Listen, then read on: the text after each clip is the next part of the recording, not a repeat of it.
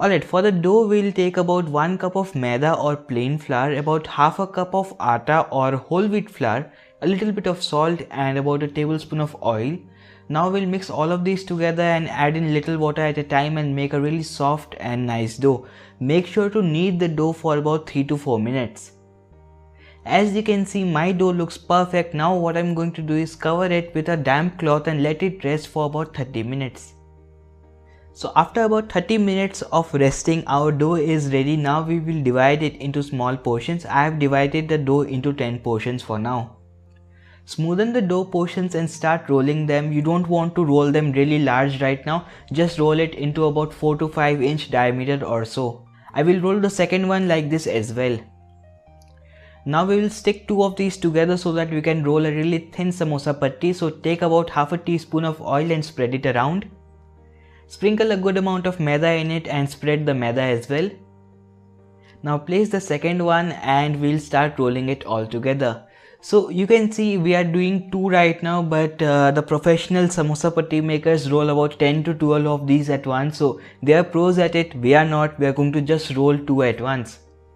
Looks thin and perfect. Now we'll start cooking them. So in a hot iron pan, I'm going to place the rolled chapati and we are going to cook it in high flame until bubbles start appearing. We don't want any brown spots or anything like that. Just flip it around after about 30 seconds or so.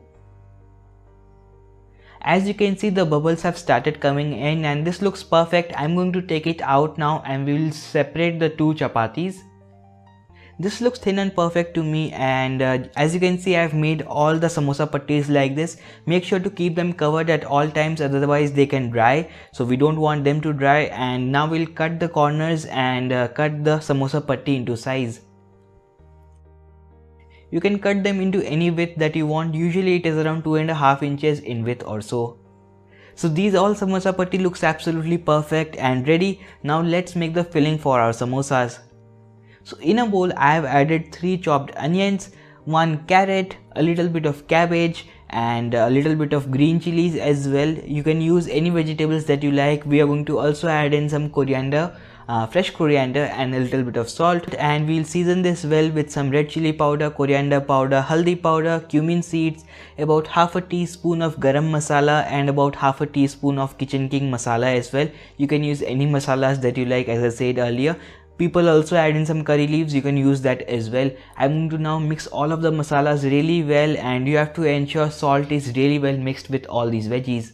Kind of mash all the veggies with the salt.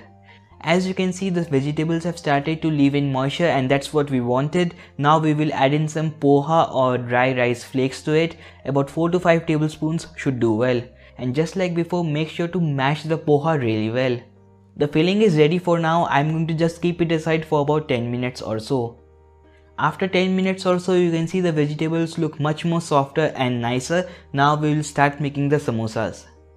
Now to make the samosas, we will take 1 samosa patti and start folding it. It's a very easy process. As you can see, all you have to do is fold samosa patti, fill the vegetable mixture and start folding it once again and then stick the ends. It's a very easy process, but let me show you once again. All you have to do is take a corner, fold it once again, then fill the vegetable mixture generously and start folding it again, and at the end apply a little bit of that maida paste and cover it around. And by maida slurry, what I mean, just take about 2 tablespoons of maida, add about half a tablespoon of water, mix it around. That is your maida paste or maida slurry. As I said, it just looks a little bit complicated on camera, but it's a very easy process once you start making these. I have made all the samosas like this and they are now ready to get fried. Here I have some oil getting hot in high flame and the oil is medium hot right now. I'm going to add in the samosas and start frying them, and it will take about 4 to 5 minutes to fry these samosas. These look perfect to me now. We're going to take it out and sprinkle in a good amount of coriander powder and salt. Basically, I have mixed both of these together and sprinkled it around. These samosas are ready. Be sure to serve them with a cup of Irani chai and some fried green chilies.